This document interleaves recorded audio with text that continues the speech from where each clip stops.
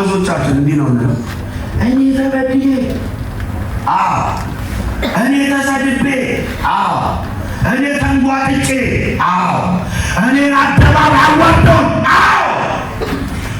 እንዴ አበድሯል እኮ ሰውዬው የራሱን ነገር ሰጥቶ ሲቀርስ እንዴት ነው የተበደረ ሰው ያደረሰው?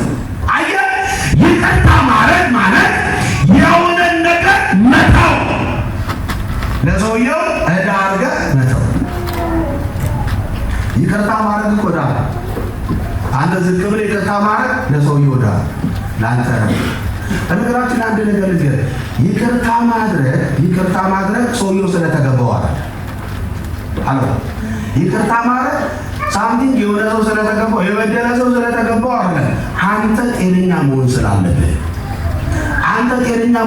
ስላለብህ ብቻ አይደለም። አንተ ከእግዚአብሔር ጋር መቀጠል ስላለብህ ብቻ ስላለብህ አይደለም። ጸሎትህ በእግዚአብሔር ይሰማ ዘንድ መልካም እንደሆነ ስላሰብክ ነው። እሱ ብቻ አይደለም። ይቅርታ ማለት በቃ የሆነ ነገር ይመጣል ብቻ ሳይሆን ከእግዚአብሔር ጋር ያለህን የጸሎት የአገልግሎት የመውጣት የመግባት ጊዜ ጤነኛ እንዲሆን አንድ ሰው አንተ ቢበድል እንኳን ሰውየውን ሄደህ ሶሪ ይቅር ብያለሁ ግን አዝኜብህ ነበር ትቻለሁ። ስለዚህ ወደ ኋላ ሄዶ ማሰብ አይገባም ማለት ነው። አየህ፣ በይቅርታ ሕይወት ውስጥ የፊት መጨማደድ የለም። የብዙ ክርስቲያን መልክ የተቀየረው የይቅርታ ልብሰት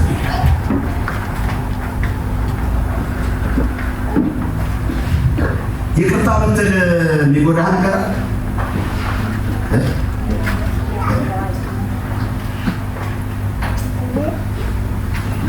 ብዙ ሰው እኔ በነገራችን ላይ ብዙ ሰው ኢየሱስን ያውቃል ብዬ አላስብም። ይቅርታ ማለት ሰው ኢየሱስን ያውቃል ብዬ አላስብም። ለምን መሰላችሁ? ማለት በጣም ይሰራል። ሃሌሉያ! እግዚአብሔር ሆይ በትገውቶ ኖ መጮህ አንዳንዴ ተበታትረህ ስጨርስ ወንድም እንደወደድ ካገ ስጨርስ የሚሰማ ጸሎት እንደሌለ ልታስብ ይገባል።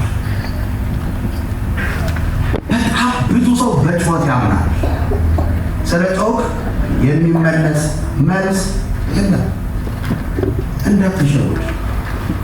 ዛሬ ለማን ነው ነገር የሰጠኸው? ሰውየው ምን አድርጎሃል? ያልሰጠ ነገር ከልክሎሃል? ከአቅሙ በላይ ስለሆነ ተረዳው፣ አትዘንበት። በችን ይቅርታ አድርገህ ቀጥል። አንተ በነገራችን ላይ ካበደልከው ይልቅ አንተ ጋር ያለው ነገር እንደሚበልጥ ታውቃለህ። በጣም ብዙ ሰው የሰጡት ነገር ብዙ ይመስላችኋል። ኖ የሰጠው ነገር እኮ ከጥቂቱ ከብዙ ጥቂት ያካፈለው። ያካፈልከው ነገር ትንሽ ሆኖ ሳለ አንተ ጋር ያለው ነገር ትልቅ ሆኖ ሳለ ለጥቂቷ ነገር ትልቁን ነገር ታጣለህ።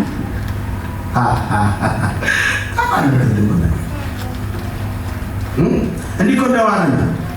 ትናንትና ስጠቱ ምናምን ብለው ታዳበት የሄድከው ወንድምህ የሆነ ቀን የጭንቅ ቀን ዞር ስትል ሰውየው ካላገኘህ የበደልከው በደል በራሱ ከባድ። ሰውየው ይቅርታ ካለ አለቀ።